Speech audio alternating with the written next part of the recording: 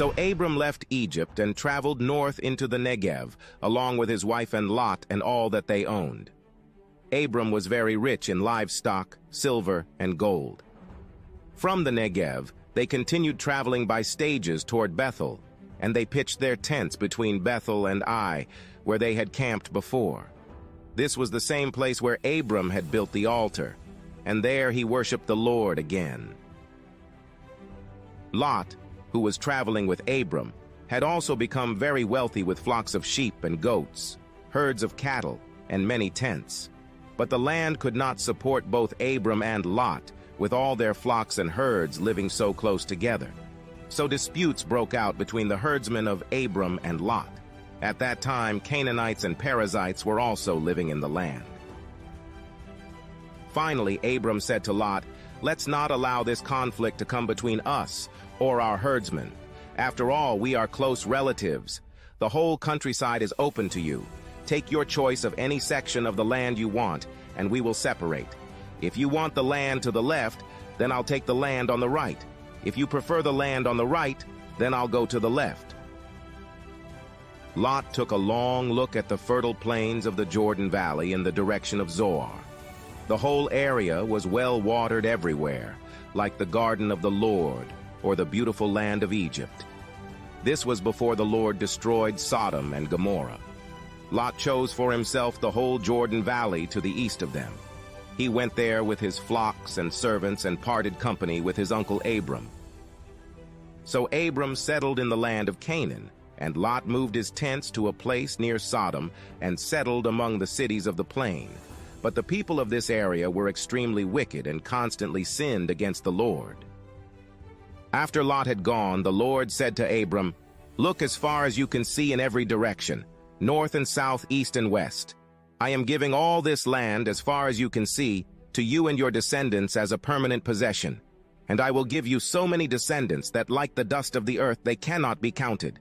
Go and walk through the land in every direction, for I am giving it to you." So Abram moved his camp to Hebron and settled near the oak grove belonging to Mamre. There he built another altar to the Lord. Ever get that feeling? Like the stories from the Bible, they aren't just stories. Today, Genesis chapter 13, Abram, Lot, family, choices. Seriously, you won't believe how relevant this stuff still is. Oh, absolutely. And you're digging into it, you're curious. Well, buckle up, because this isn't just some history lesson. This is about life choices we all face. Right, like, okay, so we've got Abram and Lot, right? They're family, uncle, nephew, super tight, and they're rolling in it, wealth-wise. I'm talking livestock out the years. But here's the catch. They've got so much, the land's like, whoa, guys, too much. Classic problem, actually. Throughout history, limited resources, they always lead to conflict. Even today, right? Water rights, land development, it's like this underlying tension in humanity's story. Makes you think. Okay, so picture this. The herds, out of control. Pastures are packed. They're herdsmen, not happy campers. And let's be real, this isn't just about grumpy employees. Oh, no. We're talking ancient world, right? Livestock. That's everything. It's food. It's status. It's like, imagine someone coming after your 401k, but times 1,000. High stakes. So you've got this powder keg ready to blow, family feud brewing, but then Abram, the older one, the leader, he does something amazing. He basically says to Lot, look, man, you pick any piece of land you want. Take it. I'll take what's left. Talk about humility. Mic drop moment, right. So Lot looks out and boom, the Jordan Valley. Great. Prime real estate. Lush, fertile. Genesis even says, like the garden of the Lord, like, come on. Can you blame the guy? Immediate gratification, right. That's human nature. But, and here's the deep part, did he miss out on something bigger? Sticking with Abram, his legacy, that's the question this story makes us ask ourselves, even now. So true. And here's where things get really interesting. Lot packs up, heads for the Jordan Valley, and bam, God speaks to Abram. The timing.